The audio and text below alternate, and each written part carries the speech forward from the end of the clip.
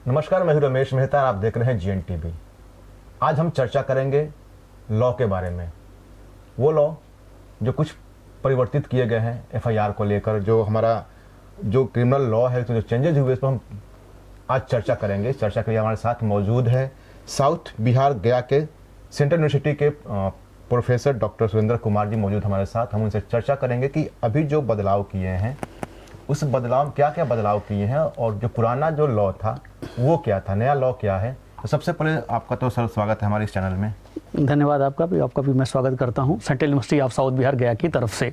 Sir, हम ये जानना चाहेंगे, दर्शकों को बताना जी जी जी जी जो क्रिमिनल लॉ हुआ है, जो बदलाव हुए हैं, क्या क्या बदलाव हुए हैं इसमें, जी जी जी हाँ, देखिए ऐसा है कि आप ये जानते हैं कि हमारी जो सोसाइटी है, मतलब समाज जिसको आप कह रहे हैं, ठीक है, हिंदी में समाज ये आपका प्रगतिशील है, तो कानून को भी प्रगतिशील होना पड़ेगा। कोई भी समाज है, अगर कानून प्रगतिशील नहीं होगा तो हम जो है क्या करेंगे, शासित नहीं कर पाएंगे समाज को। तो चूंकि हम 21 सेंचुरी में पहुंच गए हैं और जानते हैं कि नए नए सामने चुनौतियां हमारे सामने आ रही हैं, इन चुनौतियों को मतलब से हम निपटने के लिए हमने क्या किया है कि जो समाज जब गतिशील लोग आगे बढ़ गया तो हम कानून को भी आगे ले गए। तो पार्लियामेंट्स ने, आप देखेंगे, 3 नए क्रिमिनल लॉ, एक जिसको हम कहते हैं जो अंग्रेजों को बनाया हुआ कानून था, भारतीय दंड संहिता, जिसको सभी लोग कहते हैं IPC 1860 की थी, और जिसको जो लागू हुआ था 1 जनवरी 1862। तो 1862 के कानून से 2025 आज चल रहा, अब 21 सेंचुरी में, तो इतना लंबा गैप हुआ है, तो संशोधन के द्वारा काम नहीं चल सकता है। तो पार्लियामेंट ने सोचा कि क्यों ना आके हम एक नए लॉज को फ्रेम करें। अभी हम आपको डिटेल्स बताएंगे क्या क्या उसमें चेंजेज हुए, क्योंकि आप जानेंगे कि साइबर क्राइम्स आ गया, बहुत सारे ऐसे लोग हैं जो झूठा प्रवंचना दे के लोगों से सेक्सुअल रिलेशंस इस्टेब्लिश कर रहे हैं। कई ऐसे सेक्शन जहाँ पे पनिशमेंट बहुत कम था, तो हमने पनिशमेंट को बढ़ाया। और देखेंगे, जबकि हमारे गृह मंत्री जी बार बार कह रहे हैं कि हमारा जो ये कानून से है, ये जानते हैं कि क्या है, विक्टिम सेंट्रिक है, और हमारा जानते पहले दंड संहिता, और हम न्याय की तरफ बढ़ रहे हैं, तो न्याय संहिता ही है, हम न्याय करने जा रहे हैं। हमें दंड देके न्याय नहीं होगा, तो हमें बहुत सारे ऐसे क्या करें, परिवर्तन करना पड़ेगा। जहां में हमको लगेगा कि नहीं दंड बढ़ाना चाहिए, वहां दंड भी बढ़ाएंगे। हम कुछ ऐसे चीज आज देख रहे हैं कि हम जो है, जो अब आया भारतीय न्याय संहिता 2023, IPC का जो जगह लिया भारतीय न्याय संहिता 2023, ठीक है। तो इसमें आप देखेंगे जो है कि अगर हम देखते हैं कि पहला परिवर्तन अगर आप देखेंगे तो ये फुली स्वदेशी कानून है। इसमें कहीं भी किसी को भी शक नहीं होना चाहिए कि ये जो है कि ये कॉलोनियल एरा लॉज है, मतलब विदेशों के द्वारा बनाया गया। ये भारत की संसद ने बनाया कानून, ठीक है, इसलिए मतलब कि ये पूर्ण स्वदेशी कानून है। पहले देखिए धारा 53 में पनिशमेंट था, दंड के प्रकार, तो मृत्युदंड देते थे, आजीवन कारावास देते थे। कारावास मतलब सादा और कठोर दोनों था, और संपत्ति का जब्तीकरण तो जुर्माना था। तो हमने एक जो है 6ठे प्रकार के जो दंड लाया, कम्युनिटी सर्विस। तो हमें मतलब कि हर जगह दंड नहीं देना है, तो हमें कुछ मतलब कि ऐसे जो पेटी ऑफेंसेस हैं, ठीक है, तो पेटी ऑफेंसेस के लिए हमें मतलब दंड ना देके उनको सामुदायिक सेवा, जैसे हमने कहा कि तालाब जाके सफाई करो, मंदिर की सफाई करो, ठीक है, या मतलब कि अगर वो अगर मान लिया मुस्लिम सोसाइटी से बिलोंग करो तो मस्जिद की जाके वहाँ सेवा करो। अगर वो क्रिश्चियनिटी है तो मतलब कि जो उसके जो है रिलीजियस चर्च है वहाँ जाके तो यहाँ पर आप देखेंगे कि जो धारा 4 के अंतर्गत दंड के प्रकार है, तो 6ठा प्रकार का जो दंड आया वो जो है सामुदायिक सेवा। दूसरी बात आप देखेंगे तो अब इसमें क्या किया गया, जो महिलाओं से संबंधित जो ऑफेंसेस थे उसको हमने एक जगह करते, पहले बिखरे हुए थे, इधर देखिए 294 इधर मिलते थे, उसके बाद 375 उधर मिलते थे, उसके बाद 498 इधर मिलते थे, तो एक तरह से बिखरे हुए सेक्शन पड़े हुए थे। तो इसको पार्लियामेंट ने बड़ा अच्छा काम किया कि इसको 63 यानी धारा 63 से 99 तक एक जगह ला दिया। तो पढ़ने के लिए भी आराम हो गया बच्चों के लिए, और जानते हैं जो पुलिस है जिनको यूज़ करना है वो भी मतलब कि अच्छा ऑफेंसेज अगेंस्ट वीमेंस है, तो यहीं से देख के उसको पता चलेगा। एक सिस्टमेटिक तरीके से उन्होंने बनाया। और आप देख रहे हैं कि सेडिशन, इसमें एक केस आया था SG मॉम्टेकर और यूनियन ऑफ इंडिया, जिसमें सुप्रीम कोर्ट ने कहा था कि जब तक मतलब कि जो हमारा फाइनल डिसीजन नहीं आ जाता है तब तक आप क्या करेंगे कि कोई नए केसेस रजिस्टर नहीं करेंगे, किसी को गिरफ्तार नहीं करेंगे। तो पार्लियामेंट्स ने क्या किया, एक नया जो 124A के मतलब की जो है उसको हटा के 152 में अब लाया। उसमें सेडिशंस नहीं है, उसमें राष्ट्रीय एकता है, अखंडता है, सुरक्षा की बात कर रहा है। तो सेडिशन अब वो कानून नहीं रहा जो अंग्रेजों के द्वारा बनाया गया था, क्योंकि वो समय कानून ये था कि हमारी आवाज़ को सप्रेस करना था। भाई हमारे जो फ्रीडम फाइटर थे वो आवाज उठा रहे थे स्वतंत्रता की, तो वो लोग क्या करते थे, इस कानून के 124A के लाया कि वो उससे सप्रेस करते थे, आप बोल नहीं पड़ते। जैसे आप बोलते तो उधर क्या करते आप जो है कि सेडिशन की चार्ज कर देते। और आप जानते हैं कि RT 19(1)A जी वाक एवं अभिव्यक्ति स्वतंत्रता है, बोलने की स्वतंत्रता है, तो दोनों क्लैश कर रहे थे। तो अब उस कानून को हटाया, हमने क्या किया, उस कानून को समाप्त कर दिया। दूसरी चीज़ें हमने एक देखा, क्या किया, आप देख रहे हैं कि मतलब कि हमारे यहाँ जो संगठित अपराध हैं, ऑर्गेनाइज क्राइम है, तो हमारे यहाँ देखेंगे ऑर्गेनाइज क्राइम धारा 111 में परिभाषित करिए, जो संगठित अपराध जो मिलकर कर रहे हैं। उसके बाद धारा 112 के अंतर्गत हमने पेटी ऑर्गेनाइज क्राइम किया। और जो सबसे बड़ा किसी भी राष्ट्र की एकता अखंडता की बात जो हम करते हैं, सुरक्षा की बात करेंगे, तो जो हमारे पास क्रॉस बॉर्डर टेररिस्ट आ रहे हैं, तो जानते हैं कि जो है आतंकवादी गतिविधियाँ, टेररिस्ट एक्टिविटीज 113 में हमने बता दिया कि अगर पहले टेररिस्ट के लड़ने के लिए कोई कानून हमारे पास नहीं थे, ठीक है, इस तरह के जो है दंड संहिता में, तो न्याय संहिता में धारा 113 में हमने टेररिस्ट एक्टिविटीज को ले लिया।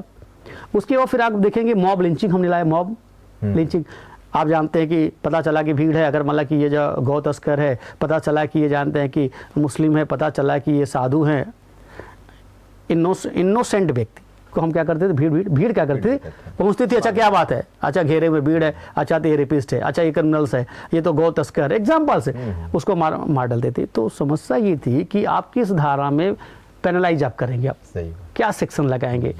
तो हम वहाँ लगाते थे धारा 34 लगाते थे, कभी 149 लगाते थे, कभी हम 302 लगाते थे, कभी 325 लगाते थे। अब हमने क्या किया, 103 क्लॉज 2 में हमने उसके लिए दंड की व्यवस्था कर दिया, उसके लिए पनिशमेंट की हमने बात कर दिए। तो ऐसे मतलब कि हमने क्या है कि परिवर्तन किए भारतीय दंड संहिता, जो अब भारतीय न्याय संहिता 2023 के अंदर हमने कर दिया। और देखिए किसी भी कानून का जो ऑब्जेक्टिव है वो ऐसा दंड देना नहीं होता है, किसी भी कानून का अपराध को रोकना होता। तो हमने क्या किया, अपराध को रोकने के लिए जो नए नए चुनौतियां हमारे सामने आ रहा है, जो चैन स्नेचिंग से हमारे पास, उससे संबंधित हमने अपराध किया। जैसे कि आप देखे होंगे 69 धारा की स्पेशली हम बात बताऊं कि पहले लोग जानते हैं कि प्रवंचन दे के मतलब कि फॉल्स प्रॉमिस करके ये लोग सेक्सुअल रिलेशन बनाते थे, बाद में शादी से मुकर जाते थे। तो हमने उसके लिए धारा 69 में 69 में हमने उसके लिए भी प्रोविजन कर दिया है। ये जो है एक तरह से हमने इसमें भारतीय न्याय संहिता के अंतर्गत ये परिवर्तन हम ले आए। दूसरा कानून एक आया, जानते हैं भारतीय नागरिक सुरक्षा संहिता, जिसको हम लोग पहले CRPC कहते थे, the code of criminal procedure 1973, और हिंदी में दंड प्रक्रिया संहिता। अब हमने उसको क्या कर दिया, भारतीय नागरिक सुरक्षा, यानी नागरिकों को सुरक्षा प्रदान है, दंड की बात नहीं कर दी, दंड प्रक्रिया संहिता भारतीय न्याय संहिता था, भारतीय नागरिक सुरक्षा, यानी एक नागरिक को कैसे सुरक्षा हम दे सकते हैं। तो सुरक्षा देने वाले दो, एक तो अभियुक्त है और एक पीड़ित है। तो दोनों में हमने क्या किया, एक हार्मोनियस कॉन्स्ट्रक्शन किया, बैलेंस बनाया कि हमें मतलब कि जानते हैं अभियुक्त को भी के साथ न्याय हो और पीड़ित के साथ न्याय हो। तो हमने क्या किया इस कानून में, पहले तो देखिए इस कानून के परिभाषा खंड में ही परिवर्तन हमने कर दिया। पहले हमारे पास जानते हैं कि जो ऑडियो विजुअल हमारे पास प्रोविजंस तो वो नहीं थे, तो वो जोड़ दिया हमने 2(1)A में जोड़ दिया। फिर हमने जो जमानत की परिभाषा थी वो नहीं थी, हमने बेल को परिभाषित किया, बेल बॉन्ड को कर दिया, बॉन्ड को कर दिया, इलेक्ट्रॉनिक कम्युनिकेशंस को कर दिया। तो हमने पहले जो, चूंकि ये डिजिटल CRPC है, डिजिटलाइज कर दिए हमने, तो हमने इसको प्रोविजंस डिफरेंस क्लॉज में कर दिया। उसके बाद हमने ये देखा, उसके बाद जो है कि आगे जो हम जा रहे हैं, तो जो मेजर जो चेंजेस जो हमको लग रहा है, जो देखने को लग रहा है कि अभी आप देखेंगे FIR को लेकर, आप हर व्यक्ति, एक सामान्य नागरिक भी जानता है कि FIR जिसको हम फर्स्ट इन्फॉर्मेशन रिपोर्ट करते हैं, उसमें लेके एक प्रॉब्लम ये था कि आप पुलिस स्टेशन पे जा रहे हैं तो वो कह रहा कि मेरे अधिकारिता में नहीं आता है, तो FIR लॉज नहीं करता है। वो जा रहा तो उसके पास कह रहा मेरे अधिकारिता में नहीं आ रहा, उनके बाद तो अधिकारिता का हवाला देख के लोग क्या करते थे, लोगों को घुमाते थे। लेकिन वास्तव में विक्टिम है, पीड़ित है, तो उसको तो न्याय चाहिए। जब तक पुलिस पहले इनिशिएट नहीं करेगी तब तक उसका जानते हैं जो गुस्सा है, जो उसके अधिकार प्रोटेक्ट नहीं होंगे। तो उसमें क्या किया गया, हमारे कि रिस्पेक्टिव प्लेस ऑफ एरिया कर दिया गया, जोड़ दिया गया कि अब ये स्थिति है कि आपकी घटना कहीं भी हो, मान लीजिए सपोज दैट एक व्यक्ति वहाँ पे है, मान लीजिए बॉम्बे में है, उसके साथ अपराध हुआ है सासाराम में। अब वो ये जरूरी नहीं है कि सासाराम में FIR लॉन्च कराए, अब FIR वो क्या करेगा, बॉम्बे में दर्ज कराएगा। हम मान लीजिए आज आपकी यूनिवर्सिटी में आए हैं, ठीक है, आज मान लीजिए मेरे यहाँ अगेंस्ट कोई ऑफेंस हो जा रहा और हम मान लीजिए यहाँ पर फेयर का माहौल है या हमको नहीं मिल पा रहा और मुझे वहाँ पे अर्जेंसी में जाना पड़ेगा, तो हम चले गए central university of south Bihar गया। तो हम गया में जाके ही FIR इस जो घटना घटी थी है गोपाल नारायण सिंह यूनिवर्सिटी में, उसकी सूचना हम कहाँ दर्ज करा सकते हैं? तो वो 0 FIR 0 नंबर लगेंगे। फिर उस केस को रिस्पेक्टिव जो एरिया प्लेस, अब ये प्लेस ये है, ये प्लेस को यहाँ पे ट्रांसफ़र करेंगे। ऐसा नहीं है, अगर आप देखेंगे सुप्रीम कोर्ट के जजमेंट बताऊं, ललिता कुमारी वर्सेस ऑफ यूपी, ये 2014 के केस है, एक बहुत बड़ा केस है जिसमें कहता संज्ञेय अपराध यानी जो गंभीर एवं संगीन प्रकृति के होते हैं, जिसमें पुलिस अधिकारी बिना वारंट के गिरफ्तार करता है, अन्वेषण कार्रवाई बिना मजिस्ट्रेट का आदेश प्रारंभ करता है, जो संगीन अपराध गंभीर आप कहते हैं। ऐसे मामलों में आपको ये FIR जो है कि दर्ज करना ही करनी, ये आपकी जिम्मेदारी है, आपकी ड्यूटी है। इसी को जो केस को रेफरेंस देके मिनिस्ट्री ऑफ होम अफेयर्स ने 2015 में सभी मुख्य सचिव राज्यों को और केंद्र शासित प्रदेशों को जारी किया कि आप इंश्योर करिए कि ललिता कुमारी स्टेट ऑफ यूपी केसेस के अनुसार कि संज्ञेय अपराध में चाहे आपकी एरिया में हो या ना हो, अगर उसकी सूचना मिलती है और आपको लगता है कि संज्ञेय अपराध किया गया है तो आप FIR को लॉन्च करिए। उसके बाद आप देखेंगे 2023 में केस आया सिंधुजनक वर्सेस महाराष्ट्र, उस केस में भी ये बात हुई कि आप FIR संज्ञेय अपराध में दर्ज करिए, आपकी एरिया में आता हो या बस केवल एक चीज़ देखना है कि क्या जो अपराध किया गया है उसकी प्रकृति संज्ञेय अपराध की है कि नहीं। और दूसरा उसमें देखेंगे आया कम्युनिकेशन आया इलेक्ट्रॉनिक फॉर्म में, लोग जानते हैं आज देखिए डिजिटाइज हो गए, ईमेल है, मोबाइल है, व्हाट्सअप है, ठीक है, अन्य जो तरीके से वो क्या कर सकते हैं उस माध्यम से FIR दर्ज करा सकते हैं। यानी आज आप चाहते हैं कि मुझे पुलिस स्टेशन नहीं जाना है, तो आज आप जो है घर बैठे ही उस FIR को दर्ज करा सकते हैं। आप ईमेल कर दीजिए, कर सकते हैं। उसके लिए क्या है, आपको क्या करना है कि फिर थाने आपको जाके 3 दिवस के अंदर 3 डेज की प्रोविजन है 173 में, पहले 154 में FIR था, अब 173 में आ गया। तो उसमें 3 दिवस के अंदर जाके क्या करना है, उसको आपको साइन करना है। हाँ, बहुत सारे ऐसे लोग हो सकता है कि मतलब किसी के फॉल्स अगेंस्ट कर दिया है, ठीक है, FIR लॉन्च होगा, हम इसके मतलब देखना चाहते हैं कि जो दर्ज कराया वास्तव में वो पीड़ित है कि नहीं है, क्या वही व्यक्ति है कि नहीं जिसने ईमेल किया है कि नहीं, कि उसको वेरीफाई करना।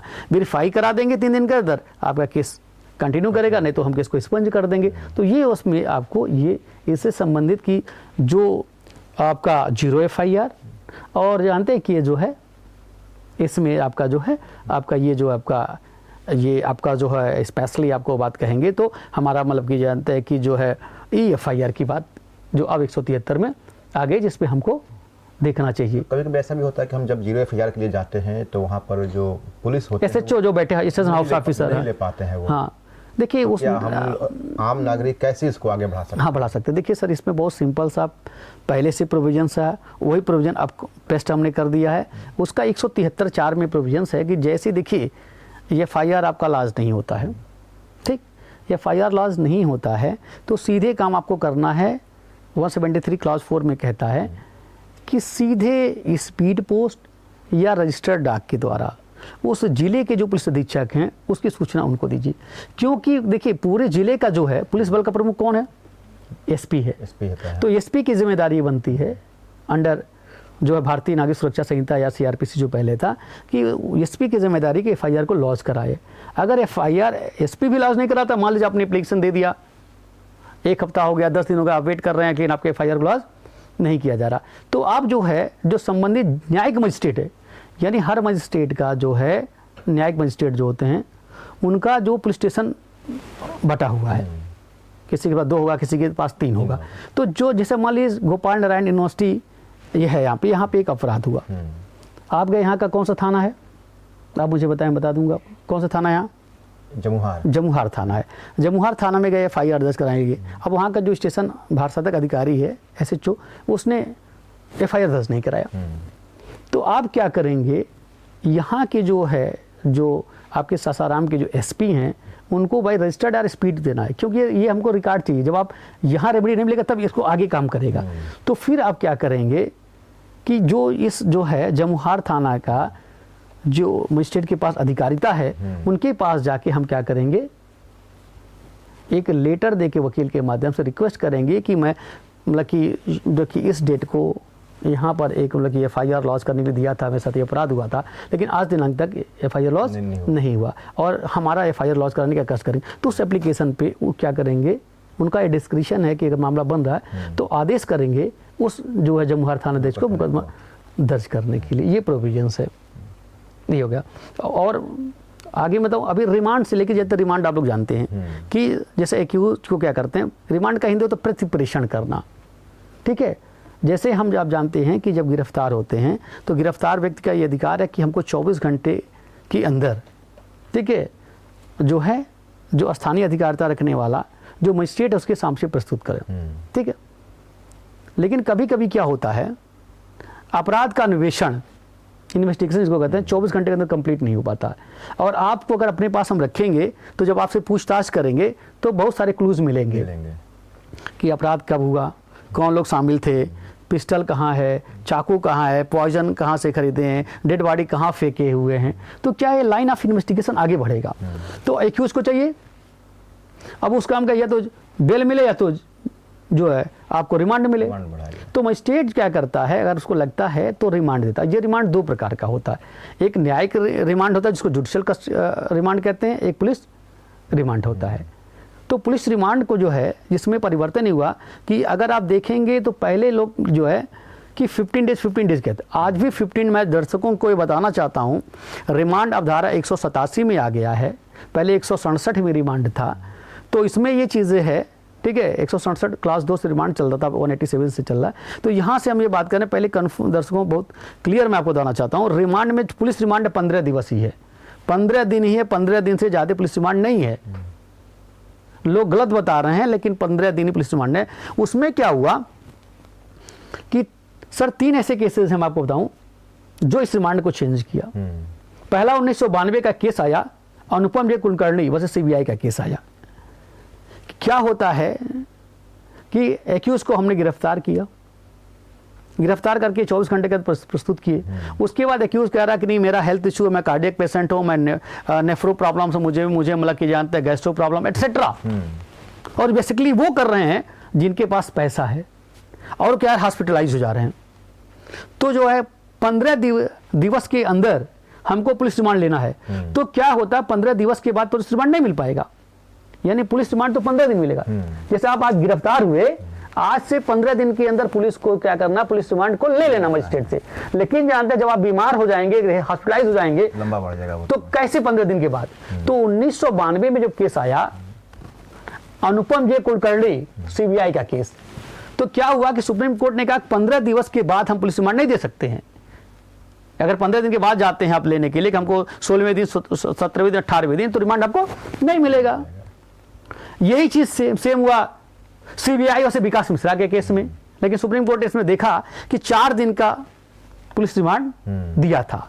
फिर क्या हुआ, तीसरा जब केस आया V सेंथिल बालाजी वो से इन्फोर्समेंट डायरेक्टरेट का केस, तो हॉस्पिटलाइज हो गए, ED रिमांड ले नहीं पाई, मिला तो फिजिकल रिमांड नहीं मिल पाया। तो इसमें जाके जो है सुप्रीम कोर्ट ने 52 दिन बाद रिमांड दिया। तो देख रहे हैं जो मनी लॉन्ड्रिंग के केसेस में जो व्हाइट कॉलर लोग हैं उनमें मानते कि जो मनी पावर, पॉलिटिकल अप्रोच, बहुत सारे, तो वो क्या कर रहे हैं कि हॉस्पिटलाइज हो जा रहे हैं, जिसमें हमारा जो पर्पज है इन्वेस्टिगेशन का वो कंप्लीट नहीं हो पा रही है। तो अब क्या किया पार्लियामेंट्स ने कि इनिशियल यानी अपराध में यदि सजा का प्रावधान 10 साल तक है तो 40 दिन तक जाके ले सकती है पुलिस रिमांड। पुलिस रिमांड 15 दिन होगा, लेकिन 40 दिन के अंदर जाके मिल सकता है। और यदि सजा का प्रावधान यदि सजा का प्रावधान